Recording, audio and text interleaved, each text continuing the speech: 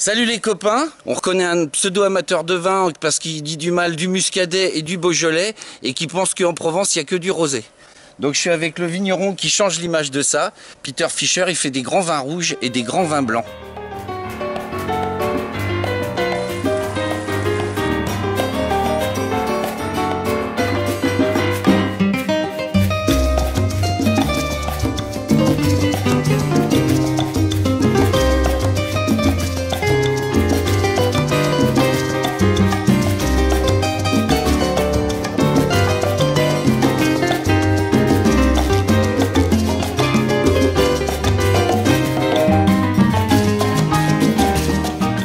C'est une ancienne corps de ferme qui a été, comme il y en a plein ici dans ce relief au nord de la Sainte-Victoire, qui a été racheté un peu par la bourgeoisie aixoise pour venir pendant l'été, pendant les périodes de chasse, et après aussi pendant les guerres.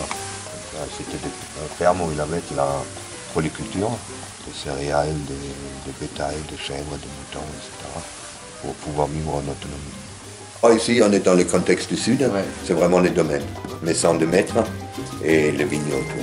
Il y a des livres de Giono qui passaient à Revelette, il parlait de lavandin qui était cultivé ici.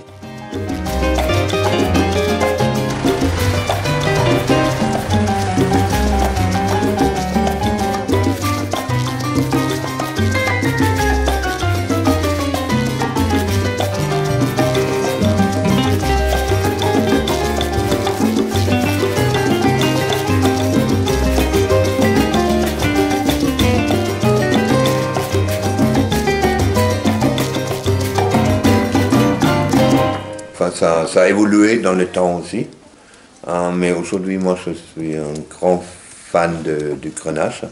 Le Grenache, pour moi, c'est le Pinot du Sud, avec peut-être le petit bémol qu'aujourd'hui, ça a tendance à faire des vins qui sont assez alcooleux. Donc, j'aime beaucoup le Grenache.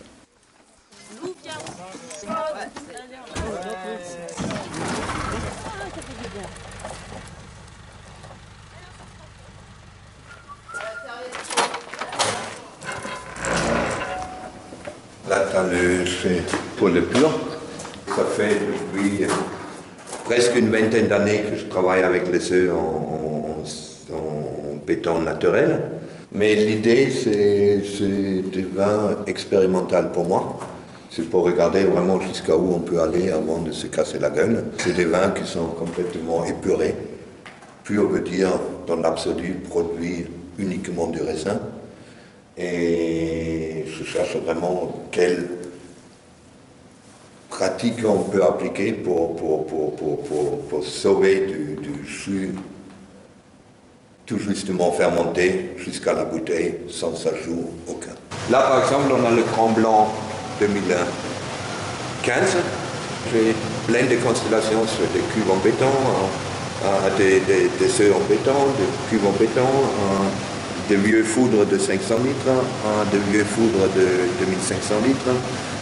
Donc je fais des pré-assemblages qui se retrouvent dans ce 7 volumes-là. Et le Grand Blanc, c'est quel cépage? Il y a à peu près 70%, 65% de Chardonnay. Après, il y a un peu de Sauvignon Blanc. Cette année, en 2015, je fais pas mal de Nuit Blanc et Roll avec, pour amener un peu de l'acidité, un peu de fraîcheur, parce que 2015, c'était une année qui était extrêmement mûre. Et l'année dernière, j'ai planté la Counoise, qui est très tardif, mais comme le Grenache commence à faire des degrés très élevés, la Counoise qui est très tardif. Mes premiers millésimes dans les années 80, j'arrivais à peine à 11 degrés et demi. Aujourd'hui, il faut tirer le frein pour ne pas dépasser les 14 degrés. Le climat, les rendements, on a des rendements plus faibles que ce qu'on avait à l'époque, mais plus important qu'il y a 10 ans, pour avoir des vins qui sont un peu plus détendus.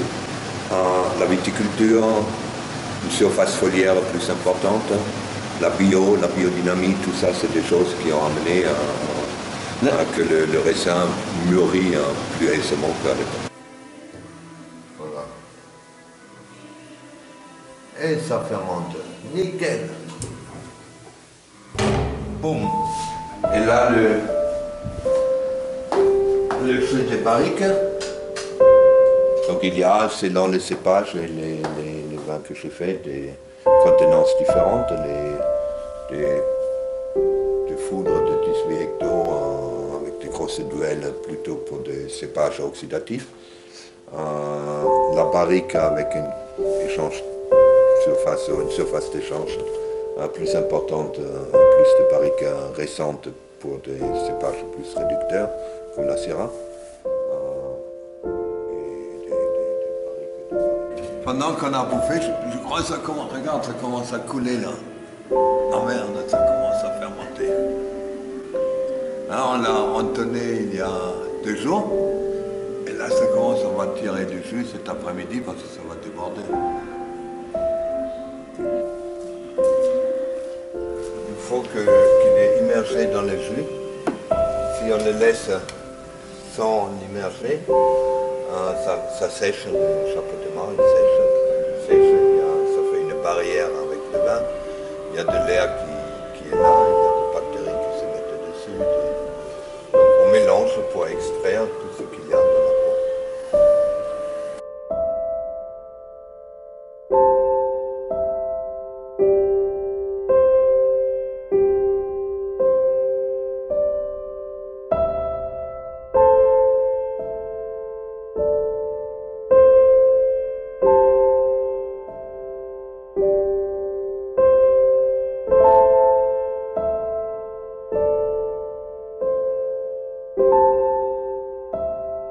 Moi, j'ai toujours grandi, j'ai toujours fait des vins d'assemblage. Et il y a jamais une année où tous les cépages se comportent bien, mais il n'y a jamais une année non plus où tous les cépages se comportent mal. Donc on arrive toujours un peu à tirer à trouver quelque chose qui fonctionne dans l'ensemble. On peut considérer que c'est carrément le contraire de la Bourgogne ou de la Loire où il fonctionne en monocépage. Où quand le cépage se comporte mal, il y a pas de... non, dans des régions comme ça, où c'est bon, où c'est pas bon. Chez nous, où c'est bon, où c'est très bon. Voilà.